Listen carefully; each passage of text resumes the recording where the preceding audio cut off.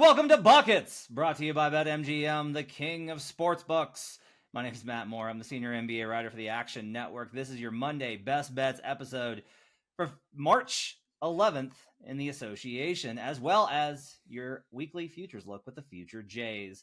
I'm joined tonight by Jim Turvey, Joe Dellera, our Future Jays. We'll go over best bets for Monday, as well as we'll take a look at the NBA title picture, where to find the odds, some interesting kind of theses based off of trends, etc. Everything we talk about can be found in the award-winning Action Network app. You can find all sorts of cool stuff in there, including live buckets. We debuted live buckets last week on Monday and Thursday, keeping it rolling this week. You're going to have me twice this week on those, so you'll be able to catch me on Monday night and Thursday night, breaking it down. Give you a good show tomorrow. We're going to have Jay Money and Mike Fiddles is going to join me tomorrow. So we're going to have those two on the show tomorrow night to break down all things NBA for the first 20 minutes, and then we'll do live bets. You can catch that, or live bets. We can do bets for tomorrow, bets for the next day, bets for Tuesday. There we go. I could speak. You can find that, by the way, on youtube.com/The Action Network.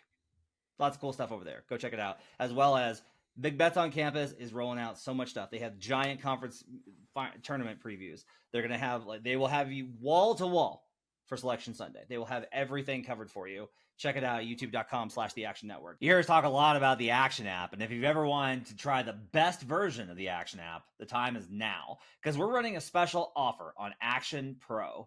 To celebrate the NCAA tournament tip-off, you can try Pro Access for just $9.99 for the first month. With Action Pro, you get our biggest betting model edges, real-time money percentages, Sean Kerner and Nick Giffin's player prop projections, and lots more. Visit actionnetwork.com/madness to take advantage before this deal expires. That's actionnetwork.com/madness. Let's get to it. Joe Dellera, give me a best bet for Monday in the association. I like Nikola Vucevic over 32.5 points plus rebounds against the Dallas Mavericks. All right. Jim Turvey, what do you like in the association on Monday? I'm going with a couple of big names. I'm targeting first quarters in particular. I'm going to take the Nuggets and Celtics both on their first quarter spreads. I am taking the Raptors full game plus 13.5 versus the Denver Nuggets. I am also going to play the Charlotte Hornets team total under versus the Detroit Pistons. All right, let's start here. Joe, it's prop season because all of the spreads and totals are extremely dangerous right now. Vooch on a big number versus the points and rebounds. Give me the cap. Yeah, so he's actually been pretty solid on this number lately. He's hit this in 7 of his last 10, 10 of his last 15. He's averaging 33 PR over his last 15 games. But I do just think it's a really good spot for him against the Dallas Mavericks. You know, they're running Daniel Gafford or Derek Lively at the center position. And I'm just not super concerned about what either of them can do defensively to bother him. I think that he could have a pretty good night on the glass and also scoring the basketball. Whether he's stretching the floor, he can make a couple threes, especially if they're running Gafford. And I think he should be able to, he's a little bit more skilled. I know Lively's a little bit more athletic, but he's got the skill, he's got the size. So I like that matchup on the interior for him there. The other thing is, I think in this matchup, Chicago, we've seen them running that double big lineup with him and Drummond. I do not expect them to really run that. You just can't really play Drummond in a Luka matchup because he's just going to destroy him. So I think that this is a good spot for Vooch to go over the 32.5 points plus rebounds. I think we might see a little bit less Drummond in this spot as well. So 32.5 is a pretty good number. Okay. Jim, let's go to yours. Do you have thoughts on Vooch, by the way, just in terms of the Bulls? I don't really have a lot on this just from the perspective of I like to play Vooch versus certain defensive schemes, and it's hard because Dallas doesn't, have one. And so Exactly. without a defensive scheme, I have a hard time kind of figuring out what's kind of the angle there. I will say that Chicago, let's see what I've got this power rated at. This seems like, so here's the thing. Here's what's weird. The Bulls are under 500 and the Mavs are very good versus teams under 500. So they should win this game. I do only have this power rated at Mavericks minus 1.7. I've got them a little over a point and a half favorite. So I should be on Chicago here, But in general, Dallas has played better. I don't really know what I'm getting from Dallas night to night. Like, so they beat the Heat and they look like a serious team, and then they turn around and they don't look serious at all. Like, I don't really know what to get from them. I don't have like usually have a scheme angle. I don't really have one with the Mavericks. Joe's cap sounds right to me. You have thoughts on this one, Jim? No, my only thought is, I'm glad Joe's been hitting these props, but I've been bummed to see him doing so well because for a while there he was tracking to have that exact same stat line for the third straight season with I think it's like 17.6 points and 10.2 rebounds or something. He was lined up to be exactly on it again. So maybe he can after we hit these overs, maybe he can go in a quiet stretch and we can, there's a baseball player I think. Who hit I know it's Chris Davis of the A's, who hit the same batting average like 6 straight years or something crazy. I want Vooch to be the same for the NBA. So no, I think it's a good cap from Joe. And I'm actually with you on leaning Bulls. But like you said at the start, honestly, these spreads and totals are really sharp right now. So I'm not betting a whole lot into them. If I am, I'm kind of bringing down my unit size because the market's pretty sharp right now, it seems like. All right. Well, that said, you are back in the Celtics in the first quarter versus the Blazers. Give me the cap on that one. Yeah, I'm looking at Celtics first quarter here. They've been the Nuggets and them. I can kind of combine the caps to be honest because it's very similar. They're both teams are going against very bad teams. The Celtics and Nuggets have been absolutely unbelievable in the first quarters all season. And they're good teams. Of course, they're going to be good in the first quarter. It's even above and beyond that because when you bring it to an against the spread level, this is when we talk through sometimes that these quarter markets are really hard to. They're not going to weight it to the degree that they need to. And you see that in the against the spread numbers. Boston is 22-9 against the spread on the road in the first quarter this season. The inverse of that, Portland is 13-19 against the spread at home in the first quarter. So when these good teams play the bad teams, by the end of the game, because it's the NBA, because it's the modern NBA with 3-point shooting, you can get, to a decent 50-50 cover rate, but these first quarters are really tough. The numbers are even crazier for Denver. They're at home. Their first quarter ATS record at home this season is 23-9. Toronto on the road on the inverse is 11-20-1. So, we've talked about Denver. If they're going to if maybe this is the moment they downshift, if this is the exact moment they do it in the exact quarter they do it, you got to eat it. But the overall trends for these seasons has been really heavy on these mega teams in the first quarter, get out to great starts. They're great against the spread. It's going to be a big spread number because they do weight the first quarter a little bit, but it's really hard for them to get all the way there to cover enough to slow down these big teams, and especially against the bottom of the league like the Blazers and the Raptors.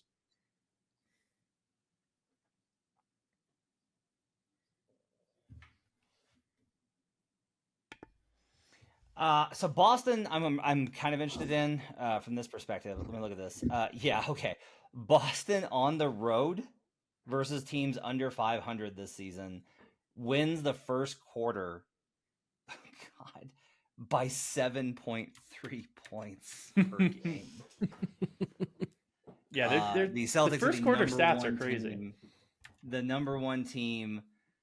In the first quarter spread via evanalytics.com, 40-23. The Portland Trailblazers are dead last at 24-37.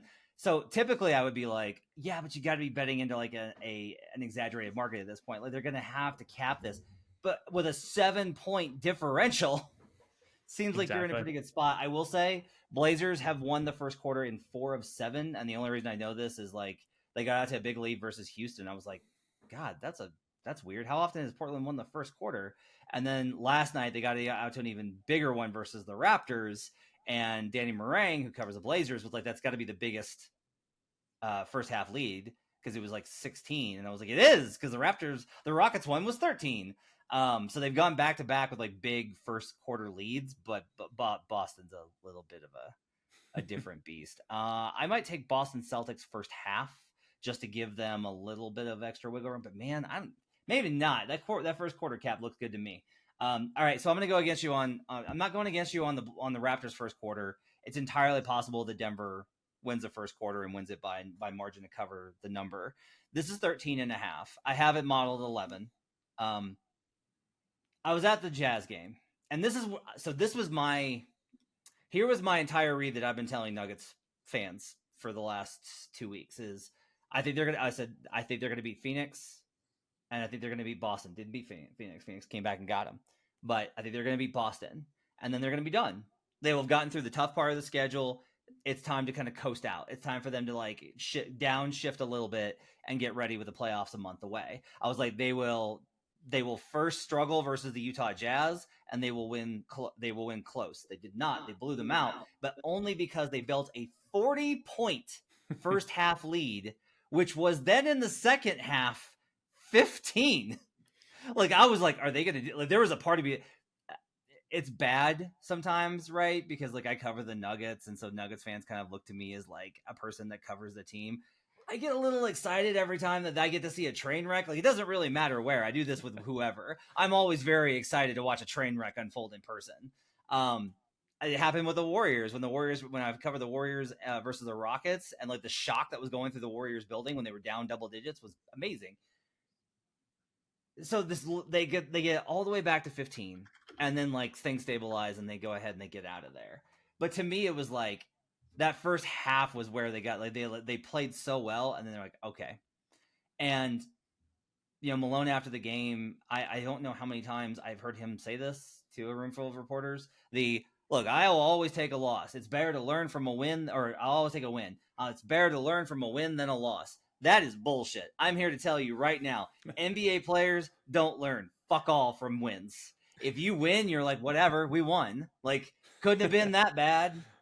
It will never, and it's not their fault. Like, they know it. Like, they know, right? Like, they know, like, if we don't correct this, we're going to lose the next.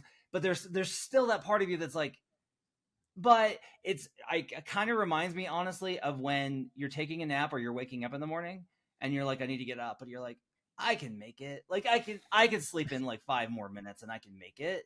Same kind of principle here. So I have a number edge on it in the model. I love the spot here. I get that Toronto's not good. And I get that Toronto's not the same team it was 2 years ago. Different coach, different makeup. Scotty Barnes is out. Like, I get all that. This screams a spot where Denver doesn't show up. They haven't been as good at home this year. They're going to finish probably with more home losses than they did last season. So all that said, I will grab the 13.5 on Toronto. I don't mind the idea of taking I might do this. I might same game parlay Nuggets first quarter, Raptors full game. Like might just might just take it that way based off of the principle of like, yeah, the starters come out and they cream them because the starters cream everyone. And then things get a little wonky. In particular, by the way, I want to notice this. This is like a very minute stat. Okay, so you got to be real careful about application, but I do think it matters. I have noticed anecdotally that when the Nuggets lose, they tend to lose second quarter starter stints because usually the starters are one of the most dominant 5-man units in the league and probably the best and the reason they won the title.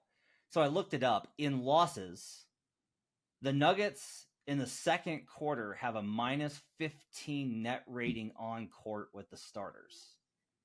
Okay, that's just in losses, and they don't have a lot of them. But that's compared to -6 and -4 in the third and fourth. That second quarter stretch is usually they win the first minutes and feel good. The bench comes in and plays even to a slight negative, and the starters come in and the other team has momentum and they push past them. And that's what happens a lot. And we don't talk about live betting on here all too much, but that's a great point for live betting. Like if you're watching this game and you're looking to do something live, if you're watching the second quarter and it looks sloppy from them, if they're getting good looks and they're just missing, then maybe they're actually locked in and they're good to go. If it looks really sloppy, if it looks like they're ready to downshift, then maybe that's the sign to go, all right, let's hop on Raptors spread, or even sprinkle a tiny bit on a money line to adjust in the moment to use that bit of information, but also use your eyes and the stats in front of you in the moment that you're betting it. And I may be wrong and never may kill him. There was a lot of talk about the 1 seed so this has been weird. Michael Malone's made multiple mentions that the 1 seed's not the priority. Like playing well and being sharp with good habits and then getting rest for their guys. Like that should be the priority. I think 3 is good for them. Like 2 would be great. 3's fine. But the players have repeatedly said they want to go for 1. They've made multiple mentions of it, and Chris Haynes reported it on the broadcast the other night. Yeah. I think it's a mistake, personally. I don't think it's a good idea. Like, they need to get healthy. If any member of that starting unit is compromised, the Nuggets are an entirely different team, and that path looks way different. But the question, I think, is going to be, I also do think it's one of those where they were asked this question when they won like 7 in a row and beaten the Lakers, and it was like, then you're like, yeah, like we can just like manage it and win the 1 seed. Why not do both? And like the answer is like, because a bunch of teams that you're going to play are fucking desperate. Like a lot of like the Suns were desperate. The Wolves that they're going to play 3 times over the next month are going to be desperate because they're just trying to stay in that top 3 without Carl. So it's going to be a whole thing. Joe, you got thoughts on either of these games, Celtics, Blazers, or Raptors, Nuggets? I generally lean with what Jim's saying. Like, I've been liking to try to take these like early options or like these early looks because it's like the numbers are just massive for full game numbers. But I like what Jim's been doing, and he's been really good at this over the past like month, really the whole season, but like really over the last month, just really honing in on these early game numbers and like that, like just saying like, look, I know what the rotations are to start the game. I want to capitalize on this, so I'm probably gonna be tailing you on both. Okay. That's going to do it for best bets for your Monday. Jim's got Denver first quarter. He's also got Boston first quarter. Do you have Boston full game still? No, I zagged in the moment. I'm going to just keep it to the first quarter. I'm going to keep it simple. Okay. Joe has Nikola Vucevic, points and rebounds over 32.5. I've got Raptors plus 13.5. Also, like side cap, I'm going to take the Hornets team total under. It's hit in like 80% of their games since they made the trades, so I'm just playing a trend there. That's like there's nothing complicated about that Hornets cap. It's literally just like it's happened a lot. So even versus the Detroit Pistons, I think I want that one as well. Quick heads up, legal sports betting has come to the great state of North Carolina. So if you're in the Tar Heel state, take advantage of the best sign-up offers across every sportsbook. A link to all those offers is in this episode description. So for listeners in North Carolina, check out that link in the episode description. All right, let's talk about some future stuff. We're getting into the time when we're starting to see the playoff picture come around. I'm going to start writing playoff picture, I think, this week. I'm going to do the first kind of edition of it. I can give you kind of the lay of the land real quickly. So in the Western Conference, you've got the Clippers lost to the Bucks today. I will go ahead and tell you that like Clippers are going to be 4. Unless someone gets hurt, the Clippers are not going to fall to 5, and they're not going to get higher than 4th. Yeah. So they're going to be 4. So it's going to be some combo of OKC, Minnesota, Denver, 1, 2, 3 with the Karl Anthony Towns injury, which we'll talk about in a second. Probably have to expect Minnesota to be not 1. I don't know if they're going to get 3rd. I think they could hang, honestly. Yeah. I think they might hang. As much as I think their offense is going to dip, I think they can win games. There's a difference between being worse and losing. And so they might just fall to 2nd, which that's still kind of where I lean is Thunder 1, Wolves 2, Nuggets 3, Clippers 4, which is where I had it before the Towns injury anyway. Then you have the Pelicans. Like, I'm going to go ahead and I'm going to say that the Pelicans are kind of have now gotten to their own tier. Because New Orleans is now 2 games up in the loss column over Phoenix and the Kings, 3 up over Dallas. It's not insurmountable, but the Pelicans at least to be able to like the Pelicans are not in the morass below. So the Pelicans get their own little tier. Then it's a clusterfuck. Like it's just going to be absolute madness because it's going to be you've got Suns, Kings, Mavericks, Lakers, Warriors all within 3 games of each other in the loss column. Those 5 teams battling for the 5 spots. Like those are your playoff teams. The Jazz are not making it. The Rockets are not making it. Rockets are 5 back. They can't make that up. Şengün got hurt today. But those 5 teams are going to be in some sort of order, and it's going to be chaos trying to get in and out of the play-in tournament. In the East, hey, guess what? Boston's going to be number 1. Don't feel like I'm breaking any sort of news here. They're up 8 in the freaking loss column. Cavs obviously have a lot of injuries. It's basically Cavs and Bucks in their own tier, and then you have Knicks and Magic. Knicks really in their own tier. They're up 2. I'll give them their own tier. And then you have Magic, Sixers, Pacers, Heat in their own thing, depending on if the Sixers can somehow find a way to hit the reverse, like get this thing going Yeah. back up, or if Embiid comes back, obviously. And then you have the Bulls and Hawks who exist and will probably be your play-in teams in the 9-10 and won't make the playoffs. I have a lot of thoughts on like how to bet. I will say that I am starting from a kind of a complicated position that I'll get into in a second. Let's talk Karl Anthony Towns first. Let's go there first. So Joe, and I was listening to this before I did the show with Brandon, which you can check out in the feed, where I went back and listened to all these things. Like I listened to our long shots episode, and I happened upon Joe Dellera taking the Minnesota Timberwolves to win the fucking NBA title. Do you remember the number? 80-1. 80-1. Look, I don't think you're dead here. It's not. I don't think you're dead here. I think you're at least live to get to a conference finals, and if you get to a conference finals, you're going to have great hedging positions. Yeah, I mean, it's tough. Carl's obviously awesome, but Naz Reid is excellent, as we found out the other day, for most of the viewing public. But look, Naz Reid's great. I think he kind of fills into that role that Towns plays. Like he can score. It just kind of makes you thinner, which is always the concern, right? And like, especially, like they have like that 3 big rotation.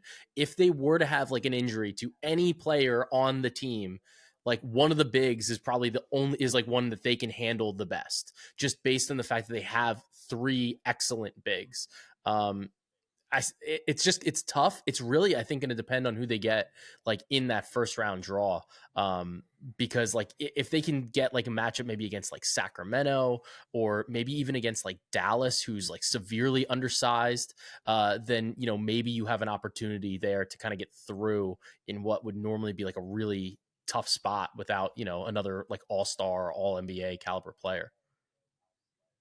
Well, let's talk about whether he's going to be out or not. True. Because much like Joel Embiid, okay. Here's what I knew. Here's the universe I used to live in.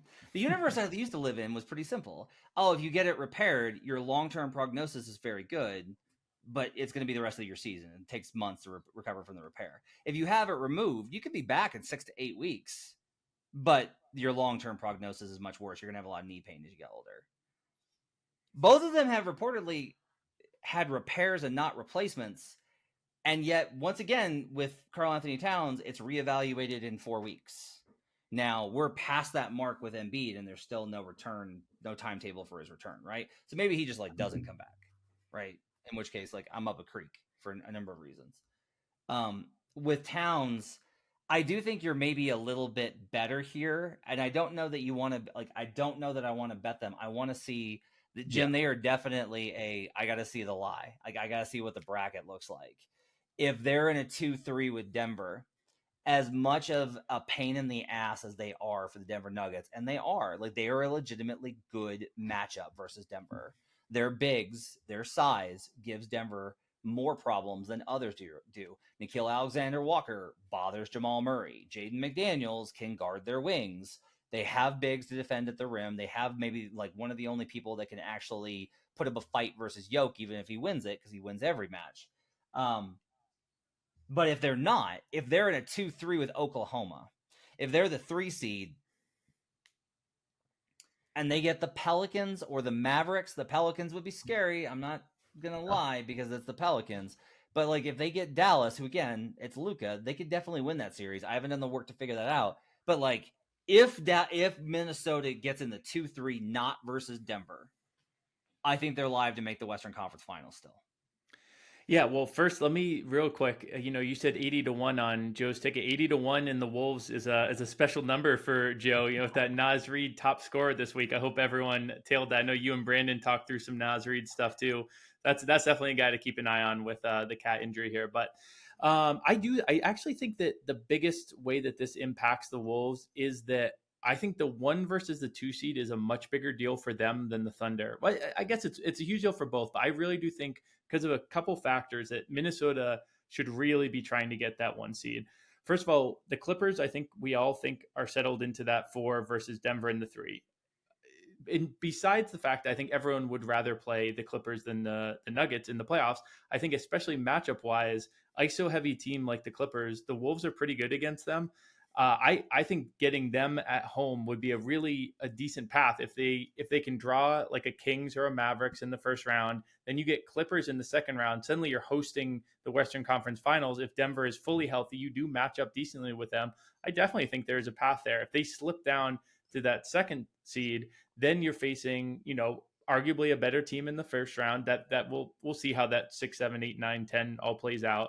I definitely agree with you that we have to see how this bracket plays out before we do anything about it. But even beyond that, the further they get, like at OKC, the only way I see OKC going on a really long run is if they get home court, because I think the home court for them is going to be so big. First of all, those crowds are crazy in OKC. We know that, but they've also relied on such good shooting this season. And we all know that the sphincters get a little tighter come postseason, and it's nice to have that home crowd, especially for young players too.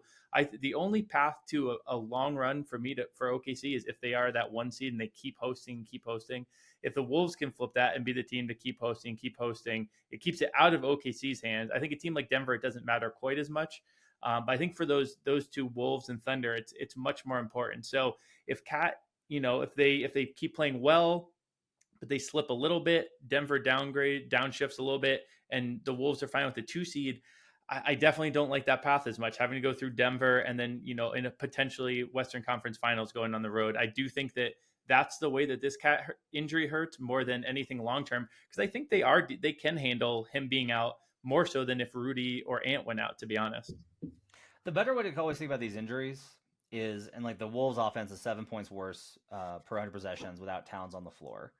Ant in particular drops by 7 points per 100 possessions, his on-court offensive rating. So like they go out the other night and they get that big win versus Indy, yeah. Right? With where he was, Ant was insane. Like it was just like pull up 3-pointer for the lead, pull up 2-pointer to make it 5, transition block after he missed a free throw to seal the game, in which he hit his armpit on the backboard. Are you fucking kidding me, Ant? It was amazing. It was absolutely incredible. They could still win. It's just like the margin gets much lower, because part of what happens here is like if you have a night where you don't have, where you're like, your defense isn't as good as it usually is. Like you're just having trouble that night. Cat can have 30, and it's like, yeah, they didn't play great, but Cat had 30 and Ant had 25, and that was enough to beat whoever. That's where that changes. Is like they've got the Clippers later this week. Okay, they got the Clippers on Tuesday, and they're in LA, right? And it could be like if Cat was playing, it's like, yeah, no, the Clippers actually tore them up in isolation, but the Clippers defense has been bad lately, and Towns had a massive game in that one, had 35, and that was able to get them the win. You don't have that anymore. So now it's like you really got to be true to your identity. But the good news is like Minnesota's very consistent, and then I think it's like pretty optimistic for what they can accomplish. And if they can get, like, if they get the 1 seed, like you mentioned, and Denver's 3 or 2, and they avoid them, I think they feel okay about the Clippers matchup. The question here is, and like, look, I think they're in a better spot to beat the Thunder beat the Lakers than the Thunder are. My only thing with the Thunder is this. There is not a NBA aware person I have encountered who hasn't already crossed them out. Like, we're all just like, well, yeah, a great season, but like, no, too young, no experience, can't do it. That makes, and whenever we're all in that much agreement, I kind of go like, okay, but are we that sure? The other thing I've kind of mentioned this with Brandon. If we accept that what the Miami Heat did last year was an outlier based on they did it because of experience, despite how good the team was, because the overall profile of that team was they're not very good. The Thunder are the opposite, which is, they're very inexperienced. You know how often we see inexperienced teams that are this good? Almost never. Like, almost never do we see teams that are this good with that level of inexperience, Joe. I can't get there on betting it because I feel like it would just be a contrarian bet. Like, I think that betting the Thunder, even in a series, is going to feel like a contrarian bet, even though there's this voice in my head that keeps being like, they're just really good. They're a really good team. I can't I feel like it's just me being contrarian. What do you think? I think that OKC is obviously really good. I think that a lot of it is like a lot of people and like a lot of smart people seem to have written them off. Like I agree with you. And I think that the number is like weird for a team, like for them in Minnesota, they basically have the same number. So it's kind of like both of those teams are teams that nobody really believes in. And it's just like there's something that they're missing, right? And I think that the thing that they're missing is when you look at them and you say like, all right, like could you go and play Denver? You just know like Denver is probably just going to cook you because they don't really have an answer. Like as good as Chet has been, they just have no answer for Jokic. And I think that when the way the market is kind of viewing a lot of these teams is like, all right, like Denver's the reigning champ. They're going to do what they do. It's like, does anybody have any remote answer for what Denver can do offensively? And then for the teams like in the East, it's like, well, like if you get through, or if you get through the West, do you have an answer for Boston shooting literally 1,000,000 threes per game? Because like the Thunder don't really have that formula. They're not, like, and they're led by SGA obviously, and then Williams is awesome too, and same with Chet. But it's like, do they have enough offensive firepower really to keep up with like a team like Boston? Because that they seem to be the most likely matchup coming out of the East. So I think that's why the number kind of is where it is. Just like a lack of faith in the matchups, and I think. Denver is obviously getting a lot of respect in the market as the reigning champs. And when they have had to play the best teams in the league, if they decide like they're going to show up, they really show up. And, they have some pretty impressive victories. So I think that's why OKC's numbers where it's at. And like, I think that's why so many of us are hesitant to bet on them. I think that like, the time to bet on them was probably a lot earlier in the season where you're like, I think this formula is going to work. And the number was like way, way longer. At this point, I think it's like priced appropriately for, like obviously the risk. And I think that like where they're grouped, like their odds are grouped with like Minnesota and Phoenix for teams. It's like, yeah, like they maybe if everything breaks right for them, but you definitely have some questions about, what they're kind of bringing to the table. Well, I think it was Thinking Basketball. There was one podcast out there that did kind of say, like we're believing in the Thunder. We're gonna put the neck out there and make. It's always like we don't believe in the team until we see it, right? And I think that's almost an easy zag to say. Everyone else is out there says we don't see it till we believe it. We're going to be the ones to get ahead, and we'll actually say, I do believe it. But I think that discredits a little bit our basketball intelligentsia ability to see the teams. Like last year, Denver hadn't proven it, but they, as a collective on buckets, we were all over Denver, and we said, yes, they have not won a title, but listen to us, bet Denver, bet them constantly, bet them throughout the season. To me, the Thunder are not in that bucket. They are not the same team. They have really bad. I agree with Joe. The matchups out west are not good for them, and I know they keep winning, so the matchups can't be that bad. But I just don't see a world in which the Thunder can be a healthy Nuggets team in the postseason. Yeah, and I think the other thing is too. I would say I think the other thing is too with what we've seen from Denver. Like we saw Denver go through multiple postseason runs, and then they had the issues with health. And like last year, we were like, we've seen them adjust, we've seen them do things, we've seen them like counter different things, and it's like if they made this counter, but like they were just missing like a healthy Murray. Like if they had Murray, then this would have been different. When I'm looking at Oklahoma City, and like the thing that we talk about, and we talked about this like often, is that the regular season is dramatically different than the postseason. Coaches do not adjust. Like you rarely see that. Like we saw it a little bit in the Denver Celtics game, where you saw like slight little things. And I think that was a lot of it was like Malone trying to draw things out of Missoula to see like, what are you going to throw at Jokic? Like, is there something that you think you can do that maybe, we can try to tip your hand here and like see if we can use it later? My concern with Oklahoma City is like, I know they made the one pivot. It was a couple weeks ago when they basically just benched Giddey, because it was like they just were sagging like all the way off of him like it was 90s basketball. But that's what I saw there. And like, I don't know if Oklahoma City, I think Daigneault's like a really good coach, but I don't think we've seen them go through like that type of playoff like gauntlet where there's adjustments being made or like different players are really being sought out like on individual matchups. And that's what my concern is looking at Oklahoma City. It's like, I don't believe necessarily that they have like all of the personnel to make all of those adjustments throughout an entire postseason and then come out on top. So the easy one here is just like they've shot the lights out this year. They have the best margin between expected field goal percentage and actual. And like if they get in the playoffs and it's just like, oh yeah, this is the lights are really bright, and Isaiah Joe and Jalen Williams and Wiggins, like that these guys just miss shots. Like that's a very that's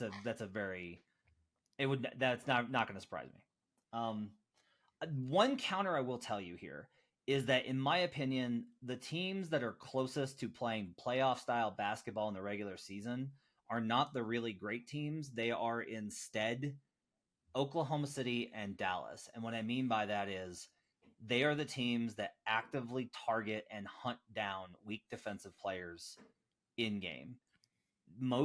It's infuriating to me to watch like night after night being like, okay, like they ran this action involving the two best defensive players and tried to score, and then they didn't. And like, meanwhile, Shea is like, oh, no, bring him to me. Like, doesn't matter who it is. Oh, you're a shooting guard. Get over here. You're power forward. Come on over. Center. Get over here. Like everybody. And one of the things I think that's really interesting there too is, Indy kind of did this a little bit with the game versus the Wolves, where they spaced out Gobert to the corner. And like, this is going to be a challenge for the Wolves, is like teams are going to do the exact same thing to Minnesota that the Mavericks did versus the Jazz, which is not get Rudy Gobert on switches or in drop coverage because he's so good now. Instead, you just put a stretch five on the floor and you space his ass to the corner, and then you go to work with the middle of the floor. Wouldn't the counter to that counter be, though, that the Thunder are, like, for a lot of other teams, they still have that tool in the toolbox to pull out come postseason. The Thunder are already at a ceiling in which they're using all the time. And I think the whistle will dry up a little bit for Shea. Yeah. The high amount of shooting, amazing shooting they've had, plus the reliance on Shea's whistle, I think their offense in the postseason is not going to look nearly what it has in the regular season. I agree. Yeah. My only kind of counter on this, look, it's funny. We've talked about CLV sandwiches. I can't believe I didn't come up with this one before. There's CLV sandwiches, and then there's hedge salads. And that's all OKC is. Because, like, eventually OKC is going to run up against that team. But as, like, an example at BetMGM, king of sportsbooks, our thanks to them for sponsoring the show, Celtics Thunder's 14-1. You get potentially the number one seed in the Western Conference versus the number one seed in the Eastern Conference, and you get it at 14-1, where you get to hedge against a 14 in the conference finals against OKC.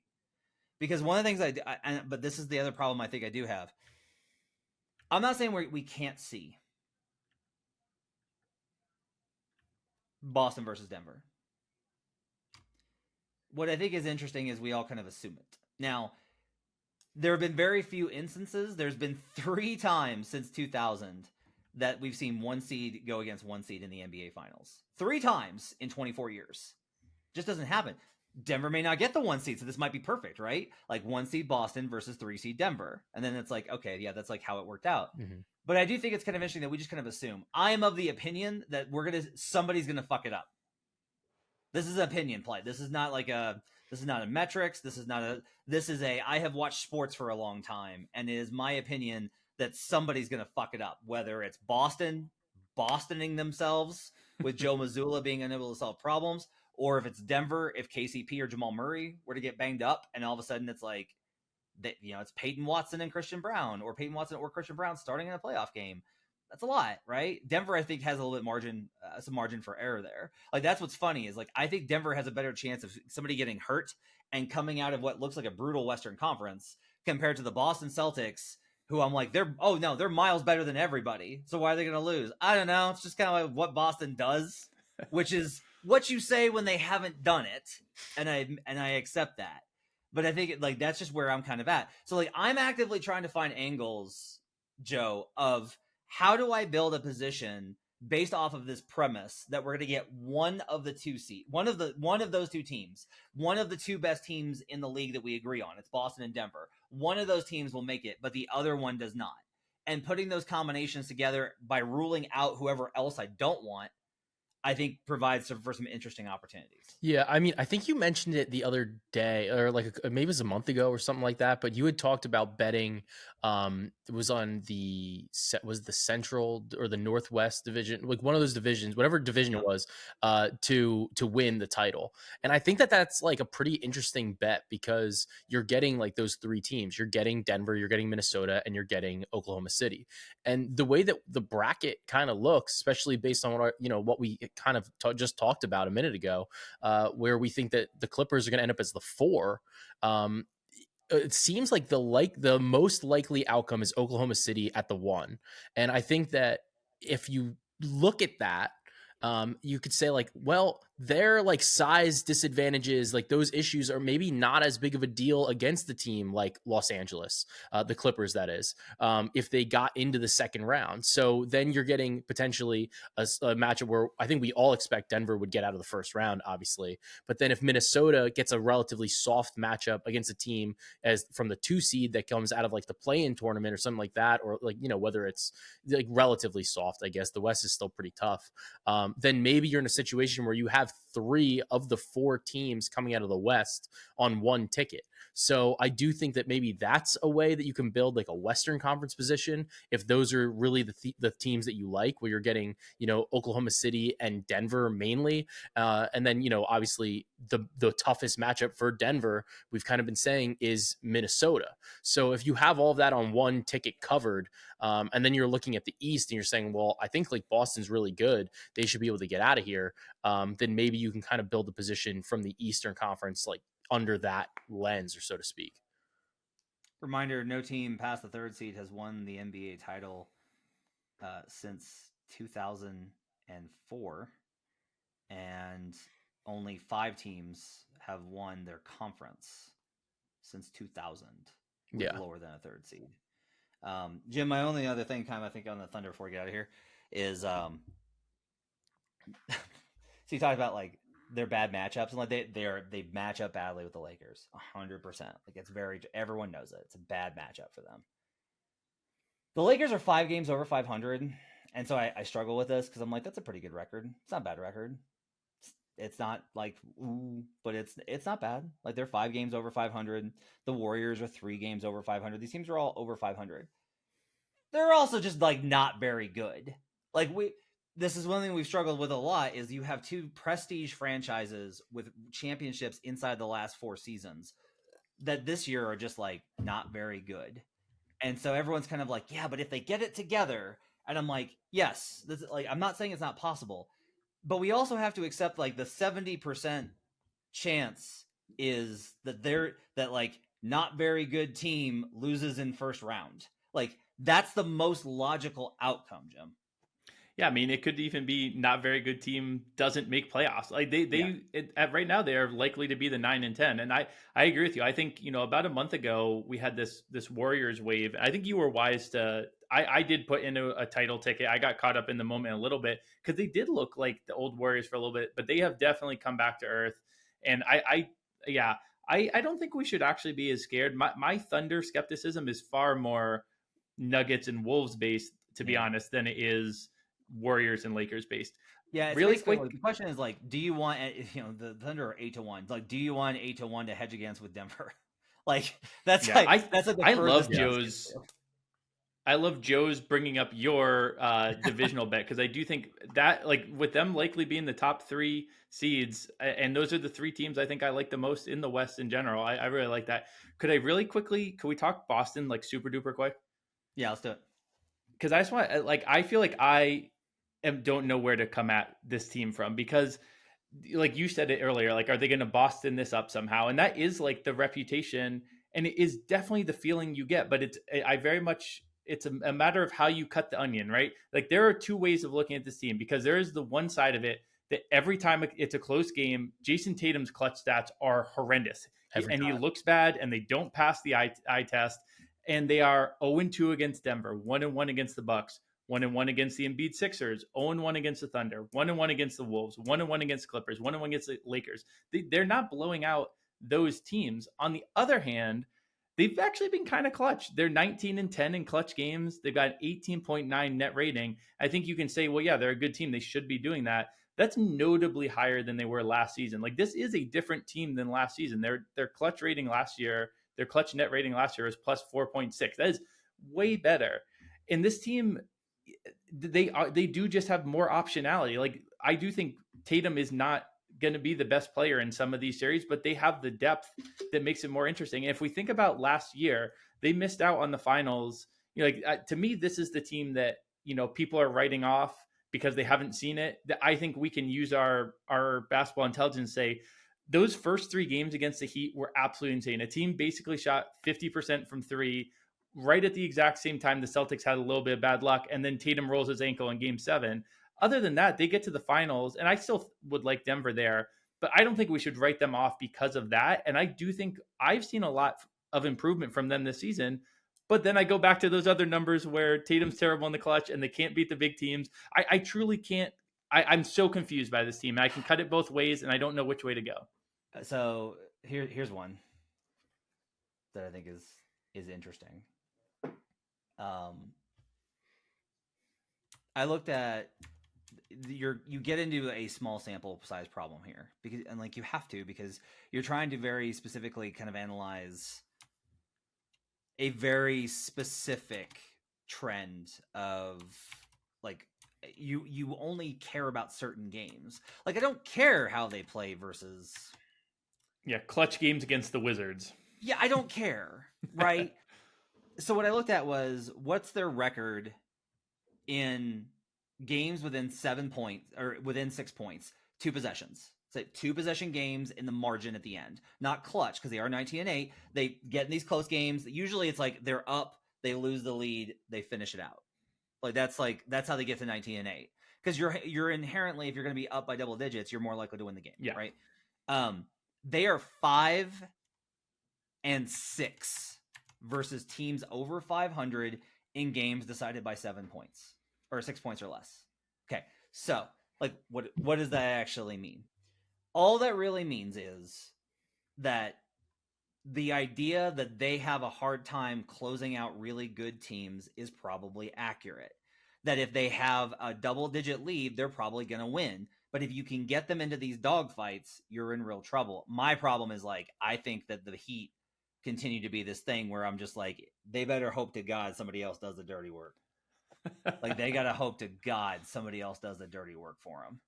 I kind of think a healthy Knicks team is another team that could annoy the hell out of the Celtics too. The Knicks I have just put aside and been we'll see who's on the roster come April 20th. Yeah, we just need to see who is alive for the Knicks at this point. Josh Hart's playing 45 minutes a game too. They have to the guys that are on the roster need to get there too. So it's and be not burned out. Yeah, definitely. So my last thing on Boston is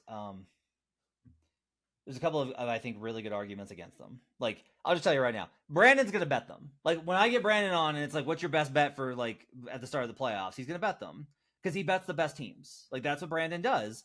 Because guess what? The best team should win. And in the history of the sport, they have. I'm not debating that.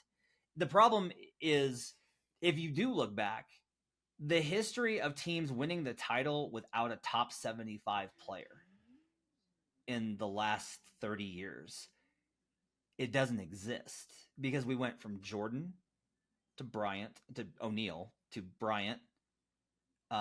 We had Duncan, we had Dirk, we had LeBron, we had Curry, Kawhi, Giannis. I'm trying to think if I missed anybody.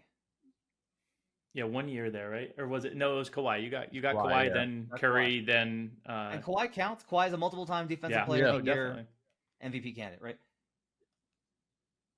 Tatum is not Kawhi. We'll put it that way. And Tatum doesn't qualify. Now the counter to this, if you're a Boston fan, is if he wins the fucking title and he averages 35 in the final, then guess who qualifies for NBA 75? Yeah. Right. But I do think that you have to make that distinction. I will say this: you have to bet the Celtics with the idea that at the end of it, you will be able to say, we will all, not just we will all be able to say Jason Tatum is a top 5 player in the NBA, no question. That it's Jokic, Giannis, Steph, Luka, Tatum. over Shea. Yeah. So, and Shea's out, yeah. and whoever else is out, right? It's like Giannis, Embiid. That's Embiid. Giannis, Embiid, Jokic, the big three, Luka, and Tatum. Like that has to be your 5, and you can arguably get there. But like I do think that that's a requirement for believing in Boston. Definitely. I'm not betting Boston. Brandon and I talked about this. I'm not betting Boston. I'm going to bet Boston a lot series by series. And if Miami is in, if I see Miami in a bracket where I'm like, ooh, I don't know if they're going to pull this off this time, that's probably when I'll transition and be like, I'm going to load up on Boston versus OKC or the Clippers or whoever. Like I do think Boston versus Clippers is interesting, but the Clippers are likely 4. There have been 4 seeds that have done it. Like 4 seeds have made the finals. I think that one's kind of interesting. But it's gonna be fascinating to see. I think the seedings in the West matter a lot, and I think that in the East, all that really matters is there's like a couple of big questions. Does Embiid come back? Are the Knicks alive? And where do the Heat wind up in the bracket? Those to me are the biggest questions that we have. We don't have to ask any questions about Boston because we know like they're going to be the 1 seed. They're going to be favored in every series. They're going to be big favorites in every game. They should win the East. If they don't, it's going to be because of one of those 3 questions. And your ability to answer those and predict those, I think, is how you need to approach betting the Eastern Conference. That's going to do it for Buckets. My thanks to Joe Dellera and Jim Turvey for listening to me prattle on tonight. Appreciate you guys joining me on this show. You can catch both of them in the Action Network app and on Twitter. We'll see you guys again tomorrow. Live Buckets, 11 Eastern, Monday night. Me, Jay Money, Mike Fiddles. We'll see you then. Thanks for joining us. Till next time, let's get buckets.